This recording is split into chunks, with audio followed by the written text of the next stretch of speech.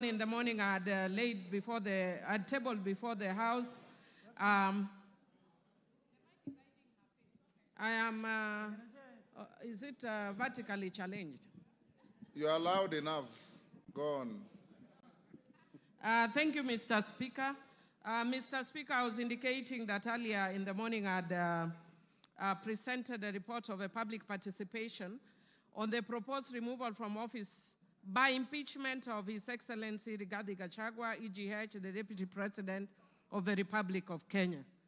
Honorable Speaker, this is following the notice of a special motion by Honorable Mwengi Mutuse and in line with Article 1182 of the Constitution. Mr. Speaker, consequently, the House Business Committee approved a public participation program across all 290 constituencies, and I present on behalf of the House Business Committee. Mr. Speaker, I'll speak to the issue of the legal framework of public participation.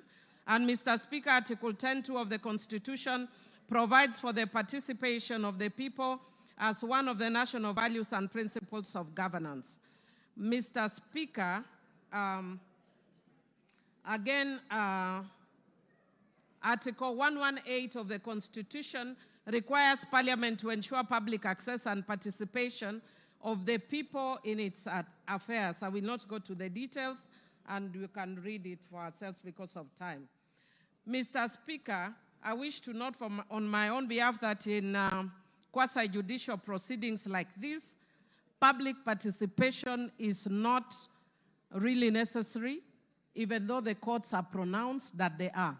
In my view, they are not actually necessary in quasi-judicial processes like this, because, Mr. Speaker, it's almost like saying that the judiciary needs public participation in making their decision.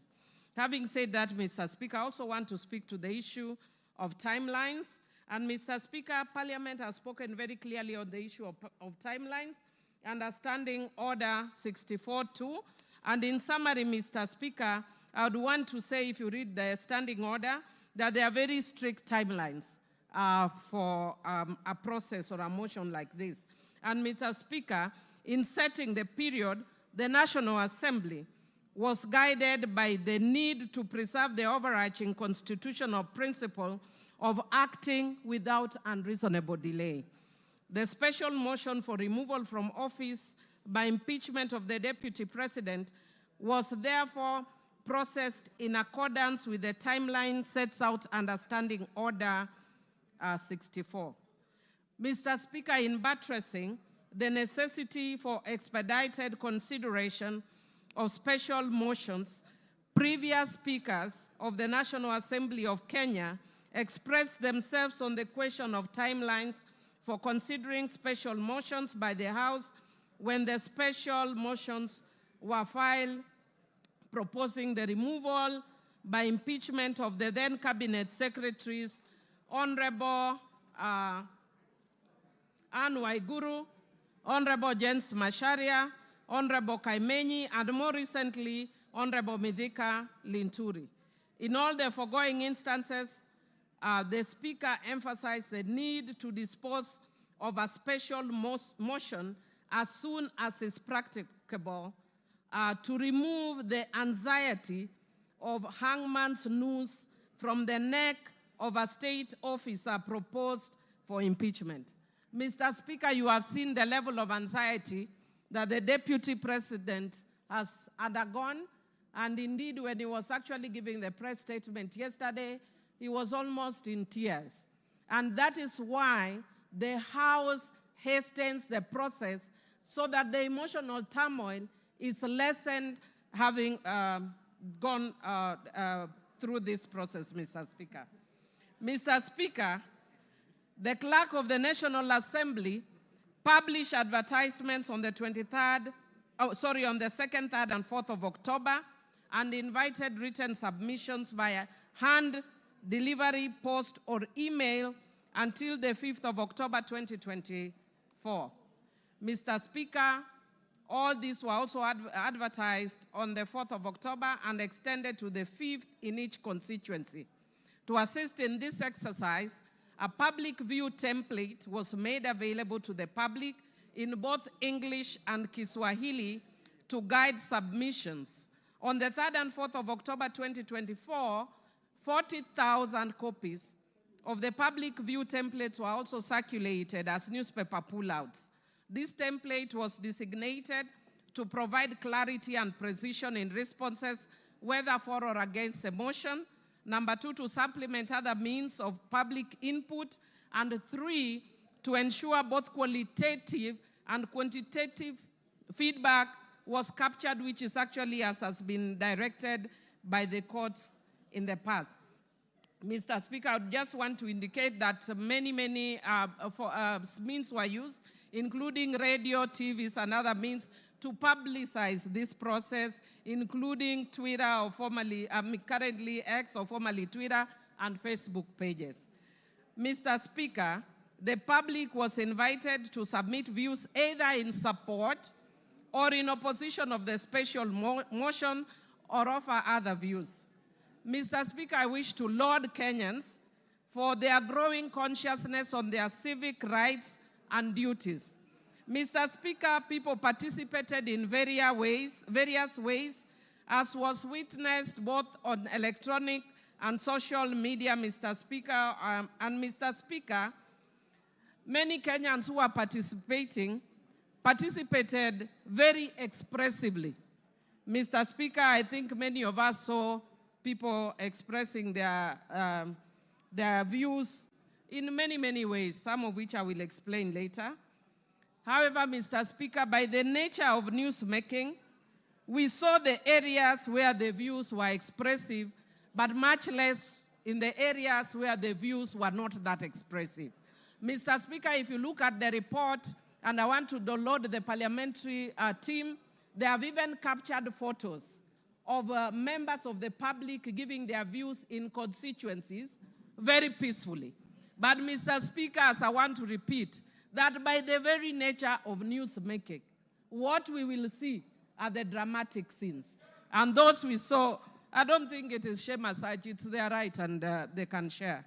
Mr. Speaker, I wish to indicate I wish to report that based on all that, over 200,000 responses were received, of which 65.1% supported the motion, while 33.81% opposed the motion, and 1.09% offered neutral or other alternative views.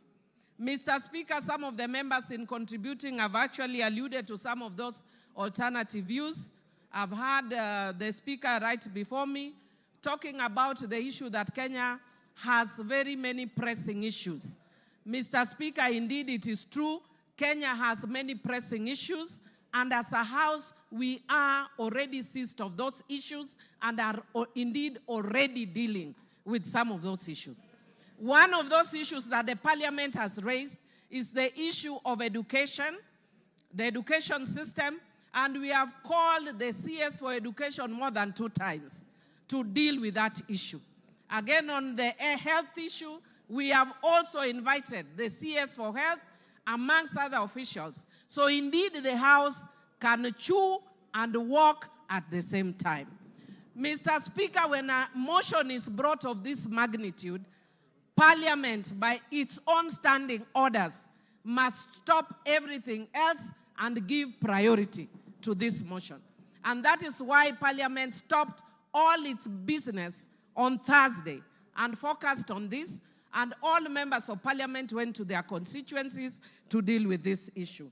Mr. Speaker, I wish to indicate that given that this is a very special public participation process, a first of its kind, Mr. Speaker, since the Constitution was promulgated, there were some challenges, but which did not affect the overall product of public participation.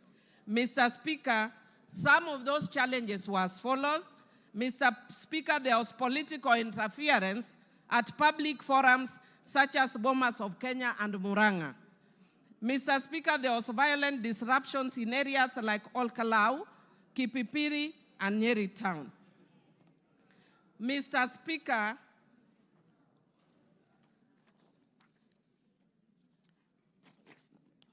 Mr. Speaker, there was incomplete or unclear submission, including forms without identifying information or contradictory responses. Mr. Speaker, there was low turnout in some constituencies due to insecurity, such as in Bura. Mr. Speaker, public expectation for monetary compensation for participation was also experienced. Mr. Speaker, there was late submission of forms and memorandum in some instances.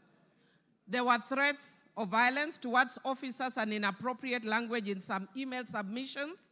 And Mr. Speaker, there was pressure from some constituencies such as Olkalau and Kipipiri for officers to declare results prematurely. On the whole, Mr. Speaker, most places in the country went on uninterrupted. And the results that I just indicated to you, Mr. Speaker, are based on that. Mr. Speaker, because of time, and I would like other members to speak, I would want to invite members to look at the report that has been tabled by the House Business Committee. Mr. Speaker, I'll just speak very briefly on my own account.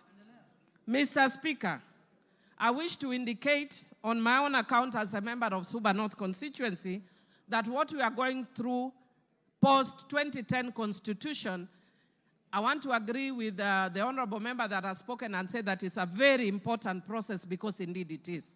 Mr. Speaker, it is a defining moment constitutionally and a first of its kind since 2010. It is both a legal and a political process. Mr. Speaker, the Supreme Court in the Sonko's case confirmed that impeachment is not just about civil liability or criminal culpability, but it's about accountability, political governance, as well as policy and political responsibility. Mr. Speaker, I'll speak very briefly to that in the end, but I want to speak to the issue of grounds. I'll be very brief, Mr. Speaker. Mr. Speaker, there are 3 grounds that have been given under Article 150 of the Constitution. Mr. Speaker, I want to speak to the issue, the 3rd ground, which is gross misconduct. Mr. Speaker, I have actually looked at the Constitution and there is no definition of gross misconduct. I have looked at our laws and there is no definition of gross misconduct. Mr. Speaker, Black's Law Dictionary defines gross misconduct as a dereliction of duty, unlawful or improper behavior. Mr. Speaker, on that account alone, virtually every ground that has been stipulated here would amount to gross misconduct. Mr. Speaker, speaking as a governance expert, perhaps it's one of the areas we may want to change in future in the Constitution. Because I was saddened when Nancy Baraza was removed from office for just touching somebody's nose. Only. Even pinching. Yeah? Touching somebody's nose. So, Mr. Speaker, what I would like to say, Mr. Speaker, is based on these grounds, it is easy to impeach. Mr. Speaker, if you just had me 1 minute, please. Mr. Speaker. Okay, you have 1.5. Thank you, Mr. Speaker. Mr. Speaker, I would just want to say that I've been by nature, I know I'm a very tough person, but by very nature, I'm also very empathetic. And I've been sympathizing a lot with the Deputy Speaker, especially, Deputy President, sorry, especially when he prays, because I'm also a prayerful person. But Mr. Speaker, I would want the Deputy Speaker to learn from this. Deputy President. Sorry, Deputy President. Sorry, I don't know why I keep going to Honorable Gladys. Mr. Speaker, in my book, which I've just released, Rego Beregt, Principle 9, the power of words, taming the tongue. Mr. Speaker, if the Deputy President had been quiet, he would have carried many people in this house. But he did not tame the tongue. And every time he spoke, he's just showing further and further division of the country. And I feel sad as a country that many people, even my friends, because I have many friends in Central Kenya, who are calling me, are not calling me from a governance perspective. They are telling me, please save us Mount Kenya. Mr. Speaker, when will we ever reach a point as a country when we look at governance issues and not ethnic parochial issues that have divided the country for a long time, Mr. Speaker? Mr. Speaker, I do empathize with the Deputy President, and I wish the hand he extended to the President, he had done it much earlier. Mr. Speaker, I hope he learns from the experience of Coriolanus of ancient Rome, who had won many battles, and his fame preceded him. But when he got in politics, his mouth brought him down. Mr. Speaker, I support. Gladys Sholei, not information. There's nobody on the floor. Speak. You wanted to speak. Okay, but just allow me to correct one issue that has been raised twice on the issue of Nancy Baraza. Nancy Baraza